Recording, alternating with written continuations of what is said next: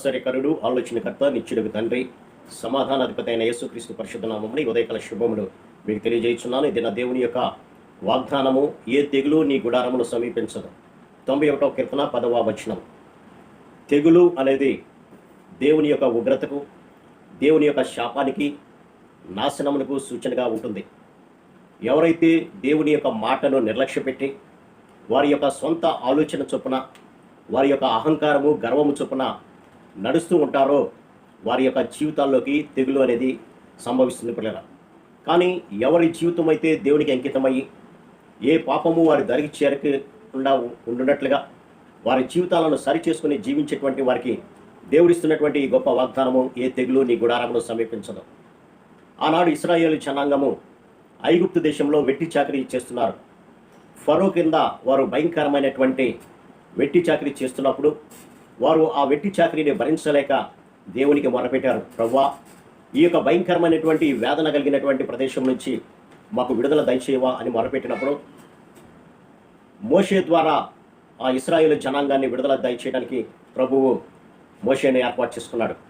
మోషేని ఫరో దగ్గరికి పంపించి, ఇదిగో ఉన్నవాడు అనువాడైనటువంటి దేవుడు అరణ్యములో ఆరాధన చేయడానికి పంపించమంటున్నాడు అన్నప్పుడు, యెహోవా ఎవడో నాకు తెలియదు అనేటువంటి ఒక పరుషమైన, కఠినమైన, అహంకారపూరితమైనటువంటి మాటను మాట్లాడినట్లుగా మనం గమనించవచ్చు.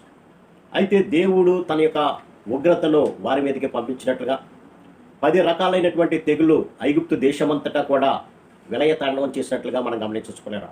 అందులో మొదటిది, ఏటిలో ఉన్నటువంటి నీళ్లు రక్తంగా మారడం పిల్లరా. ఆ యొక్క నైలు నదిలో ఉన్నటువంటి నీరంతా కూడా రక్తంగా మారినప్పుడు తాగడానికి వీలు లేనటువంటి స్థితిలో వారు ఉన్నారు. ఐగుప్తు ప్రజలంతా కూడా తాగడానికి నీళ్ళు లేనటువంటి స్థితిలో ఉంటే ఇశ్రాయేలు జనాంగము మాత్రము ఎంతో సంతోషంగా వారికి కావలసినంత సమృద్ధి అయినటువంటి నీటిని తాగినట్లుగా మనం గమనించవచ్చు. రెండవదిగా, కప్పలు అనేవి ఈ యొక్క ఐగుప్తు దేశమంతటా కూడా కప్పివేసినప్పుడు ఇశ్రాయేల్ నివసిస్తున్నటువంటి ప్రాంతంలో ఒక కప్ప కూడా లేనటువంటి స్థితిని మనం గమనించవచ్చు. తర్వాత ధూళిని మోషే పట్టగా ఆ ధూళి అంతా పేలులాగా మారడము, అది మనుషుల మీద, జంతువుల మీద వ్యాపించి వారికి ఇబ్బందులు కలిగించడం అనేది మనం గమనించవచ్చు.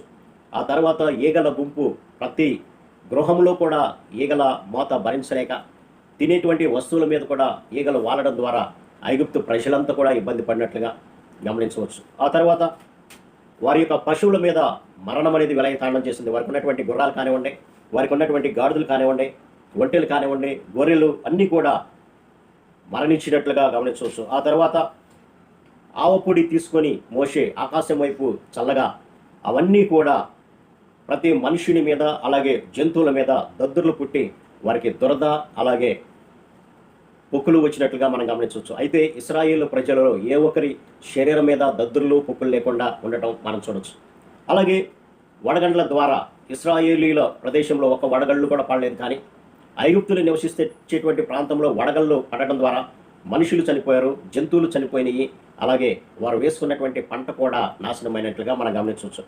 మిడతలు అనేవి ఐగుప్తులు నివసించేటువంటి ప్రాంతం అంతా కప్పివేసినట్లుగా, ఆ తర్వాత 3 దినాలు చిమ్మ చీకటి, ప్రక్కన ఉన్నటువంటి మనుషుడు కూడా కనబడినంత చీకటి, కూర్చున్న చోట నుంచి ఒక మనుషుడు లేవలేనంత చిమ్మ చీకటి 3 రోజులు ఐగుప్తు ప్రాంతం అంతా ఉంటే ఇశ్రాయేలు నివసించేటువంటి ప్రాంతము మాత్రము చక్కని వెలుగులతో నీతి సూర్యుడైనటువంటి యేసుక్రీస్తు వెలుగును పొందుకొని వారు సంతోషించినట్లుగా మనం గమనించుకుంటాం. తర్వాత చివరిది, ఐగుప్తుల జ్యేష్ఠ కుమారులందరూ కూడా మరణించినప్పుడు గొప్ప అంగలార్పు వినబడింది పిల్లరా. కానీ ఇశ్రాయేలీలు నివసించేటువంటి ప్రాంతంలో ఏ మరణం అనేది కూడా లేకుండా, మరణ దూత వారి యొక్క ఛాయలకు రాకుండా ప్రభు వారిని కాపాడినట్లుగా మనం గమనించవచ్చు.